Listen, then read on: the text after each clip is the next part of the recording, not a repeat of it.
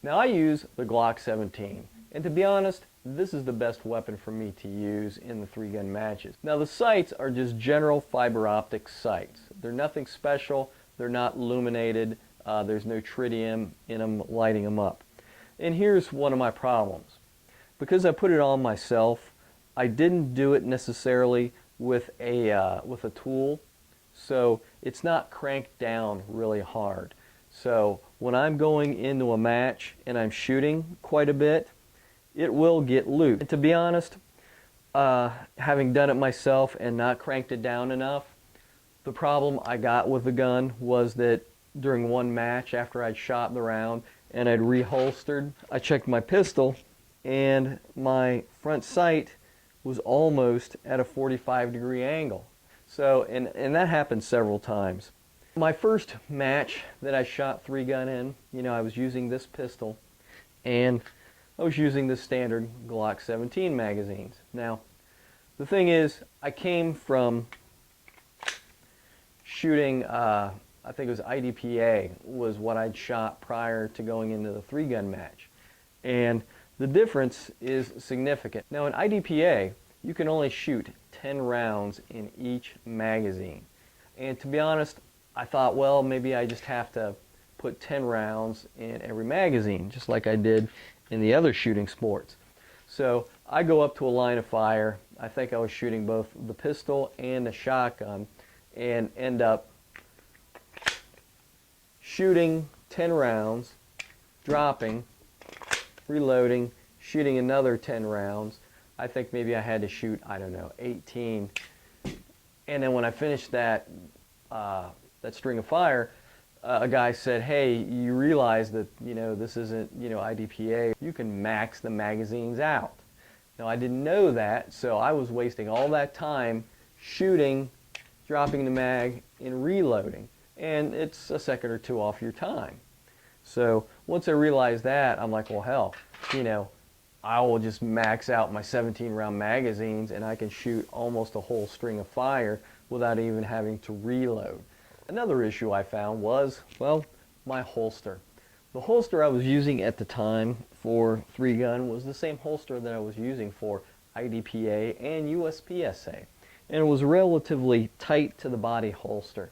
And to be honest, that made it a little bit more difficult because I had to move more so around my body.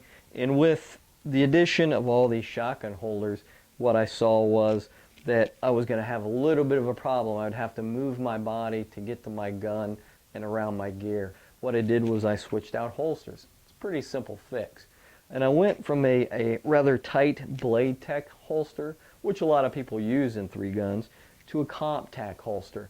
And as you can see, the holster sticks out at least about an inch, maybe an inch and a quarter from your body, so it makes it easier to go from here to here and draw. Biggest thing is not dropping your pistol, and you need to make sure as you're moving through a stage, particularly if you're going from, say, rifle or shotgun to pistol, that whatever you do, whatever movements you make, you don't lose your pistol. So you have to ensure that the tension screws are reasonably tight enough so that you can draw your weapon and shoot, and then reholster and engage with whatever weapon system you're using next.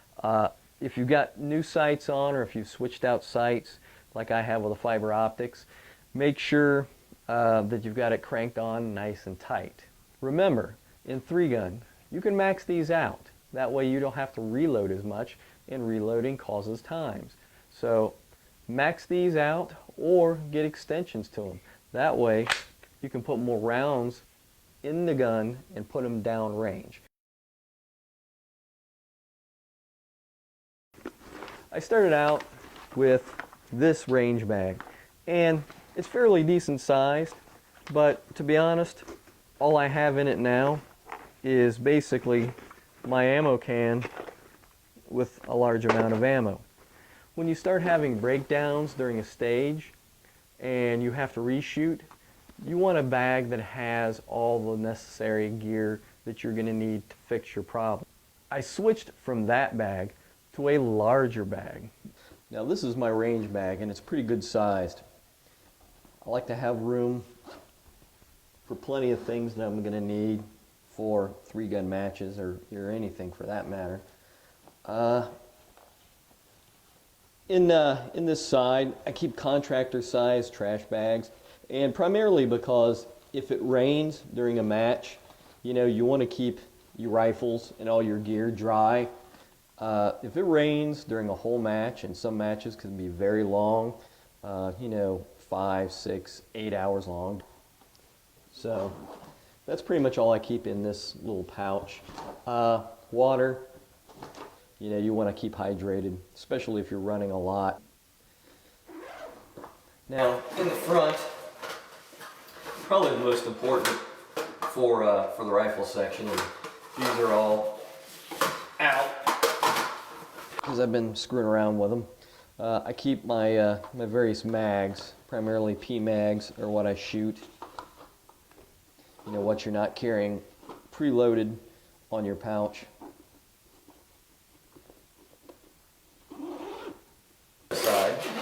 Left side of the bag, pretty much the same thing. I've got magazines for my pistols. I carry extras of a bunch of different kinds of pistols that I may need. You've got multiple magazines for multiple guns, and that makes it pretty handy. So if you got somebody that you're shooting with, you can give them a spare magazine, help them out, or if they lose mags, or if something happens. On the opposite side, I've basically got things to fix targets. I've got tape, clips, and even a box of the pasters. It's all handy, and that's primarily for setting up targets and fixing targets. In my last pouch, I don't have that much because I took things out. Mostly it's pens that I have in this pouch for marking targets in case I need to. Got a few things in here. This is just like a miscellaneous pouch. What this is actually a practice round for a shotgun. So this is kind of my miscellaneous pouch. It's pretty good sized. In the big bag, in the big compartment, is the majority of all the things that are important. But let's not forget, I've got my patch on top. Every second matters from gun channels.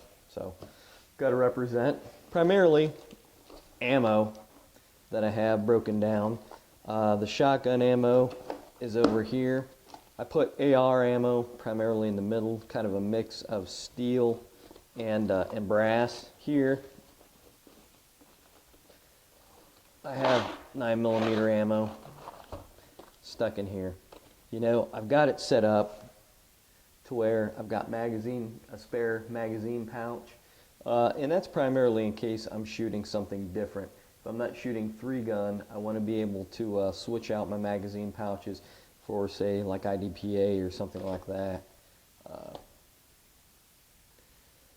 I've got my frog lube, because you always need lube for your guns.